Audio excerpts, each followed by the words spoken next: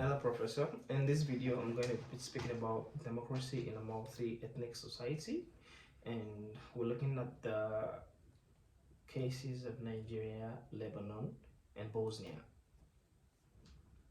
What is a multi-ethnic society? It's a society basically that consists of two or more ethnic groups, and these ethnic groups are bound to have different linguistic features, different religious sets, and in most cases, multi-ethnic societies do not develop into multi-ethnic democracies.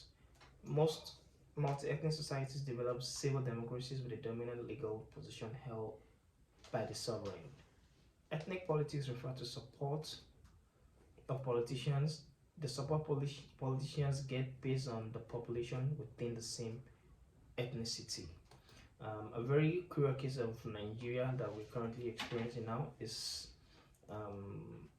I would say, the 2023 general elections coming up, whereby we have the three foremost candidates from the three major ethnic groups in Nigeria: the Hausas, the Igbos, and the Yoruba. And then, so far, following the trend, we can see that the support these three people have been getting is actually based on the ethnic groups that they're coming from.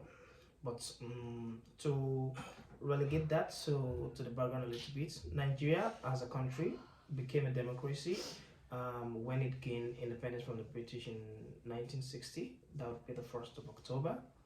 And then, Africa-wise, Nigeria is the largest democratic nation. And we then would begin to ask, can democracy play any significant political role in fostering political unity amongst the various ethnic nationality in Nigeria? It's a very, very interesting question that begs for answers.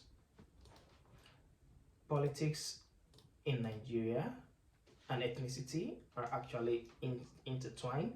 We've had in the past many great names who have received some support from the ethnic groups. We speak about the Ahmadu Bellos of this world. We speak about the Nnamdi Azikiwes. We speak about the Obafemi Awolowos. But then again, based on their ethnic groups, they get the support that they need. Nigerian political system has gone through different phases from the pre-independence era to the period of nationalism.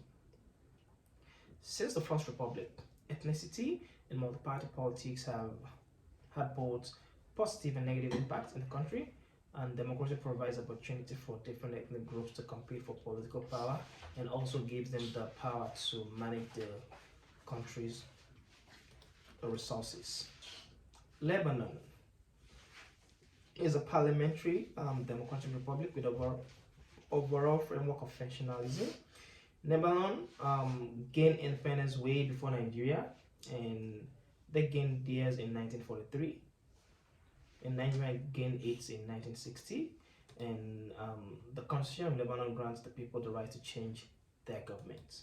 The Parliament of Lebanon, established after the 1943 with unwritten agreement, and it's some form of a national pact, and it was formed by the president at that time, President Bechara Al-Khoury, to find compromise and peace between different religions.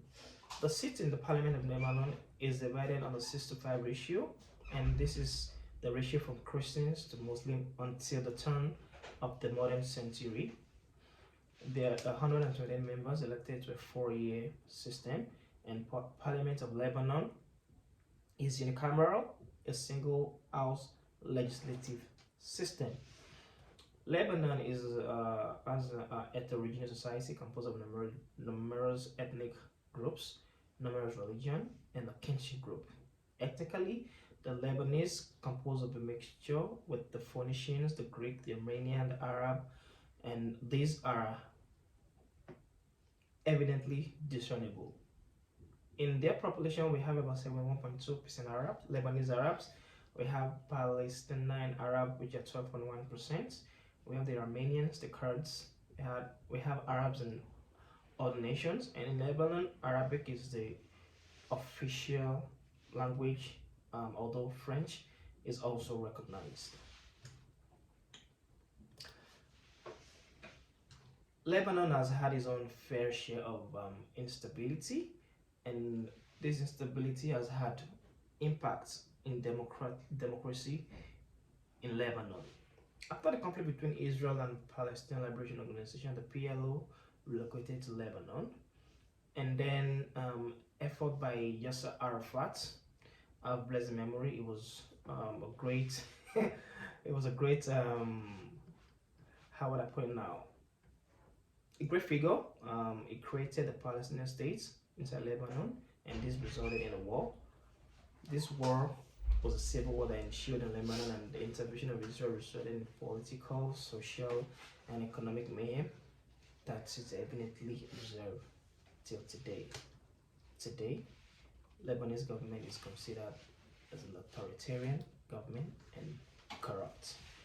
In the case of Bosnia and Herzegovina, at the end of the First World War, this nation joined Yugoslavia under Marshal Tito leadership, and in 1992, following the breakup of Yugoslavia, the republic proclaimed independence, and following Tito's death, ethnic nationalism began to rise. In 1991, the country began to disintegrate along ethnic lines. It was so it was so bad. In 1992, a referendum on independence was held in Bosnia and Herzegovina, whereby 99.7% voted yes, and the ethnic Serb tried to boycott this and vowed not to let the Bosnia leave the Union. The subsequent Bosnia War was fought between 92 and 95. That was some 3 years of war, which ended on the 14th of December 1995. And there were some forces who were unwilling to sign the peace accord. And following this, Bosnia regained independence after the signing of Dayton Accords, and the Bosnian economy and infrastructure became really decimated. What is this Dayton Accord? This Dayton Accord is the peace agreement reached at Wright-Patterson Air Force Base near Dayton, Ohio, and formally signed in Paris on the 14th of December. That was when we recorded that the war officially ended. And in this accord, the warring parties they agreed to peace to a single sovereign state known as Bosnia and Herzegovina. The state considered two parts: the Serb, popularly the Republika Srpska, and Croat Bosnia Republican Federation of Bosnia and Herzegovina.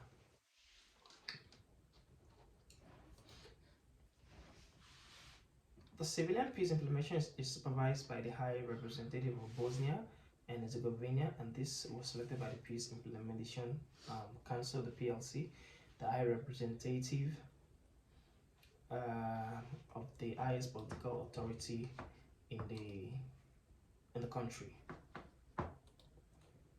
If we would conclude this presentation, I'll say, as you can see in the case of Nigeria, it's very fragile.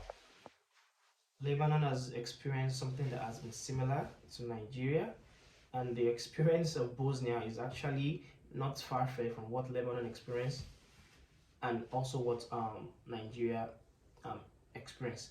But to note, the case of Bosnia, because of its geographical location in Europe, the European Union and the United States are actively interfering in order to avoid any Balkan war.